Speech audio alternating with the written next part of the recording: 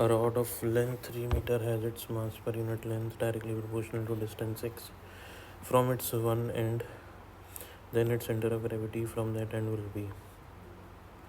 तो क्वेश्चन हमको पूछ रहा है सेंटर ऑफ ग्रेविटी।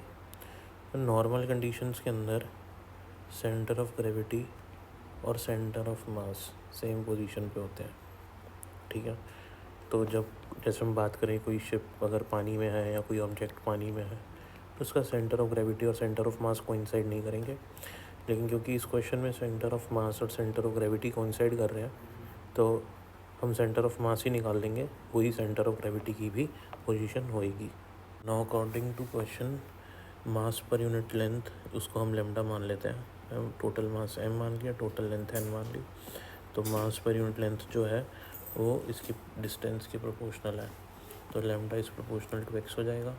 और लेमडा को क्या लिख सकते हैं, प्रोपोर्शनलिटी का साइन उठा के लेमडा इक्वल्स टू के एक्स आ जाएगा, राइट। अब हम यहाँ से x डिस्टेंस दूर एक dx विड्थ का पोर्शन ले लेते हैं जिसका मास हम मान लेते हैं dm। तो इतने पोर्शन का मास dm है, ठीक है। तो हमको क्या करना पड़ेगा, हमको इसका सेंटर ऑफ मास निकालना है। तो सेंटर ऑफ मास के लिए फॉर्मूला होता है X D M upon integration of D M, ठीक है। तो हमको एक्स डी एम भी चाहिए इंटीग्रेशन और इंटीग्रेशन ऑफ डी एम भी चाहिए।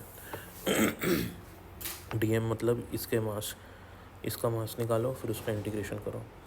तो पर यूनिट लेंथ मास है लेमडा, पर यूनिट मास है मास लेमडा। तो डी एक्स लेंथ का मास क्या होगा, लेमडा डी एक्स, ठीक है। तो लेमडा डी एक्स मास हो जाएगा, इधर भी इंटीग्रेशन तो इधर भी इंटीग्रेशन कर देंगे। तो इंटीग्रेशन ऑफ डी एम की वैल्यू ये होगी।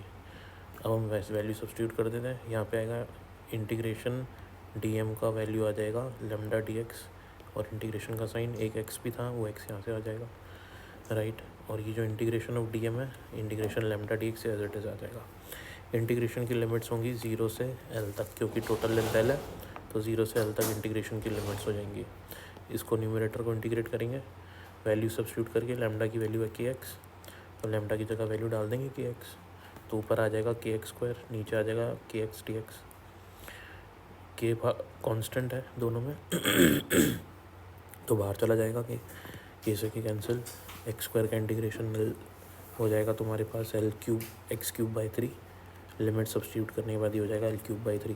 सिमिलरली डिनोमिनेटर में तुम्हारे पास x है, x का इंटीग्रेशन हो जाएगा, तो x का इंटीग्रेशन x square by 2, limit substitute करेंगे एल स्क्वायर बाई 2, के से के कैंसिल, एल क्यूब से एल स्क्वायर कैंसिल, तो आपने पास बन जाएगा 2l/3।